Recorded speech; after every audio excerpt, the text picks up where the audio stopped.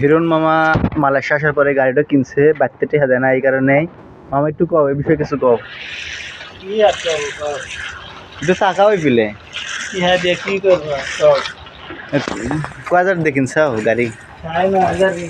9,500 ringgit দিয়ে কিনছে।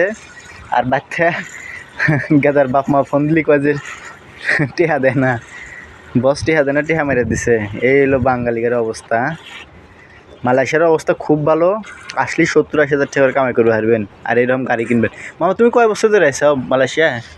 2 বছর চলে। 2 বছর ধরে আইসে, আসার পরেই এরকম একটা গাড়ি কিনছে। তোমার ঋণ তো শোধ? হ্যাঁ, ঋণ তো ঋণ মানে বলবো না, আজীবন দিনই তো শোধ হবো না। হ্যাঁ, যাই হোক, মামার কথা হলো ঋণ তো ঋণই, ঠিক আছে, ওটা মানুষকে শোনায় আর কি, বলে কাজ নাই কাজ নাই, তার কাছে কিন্তু প্রচুর কাজ।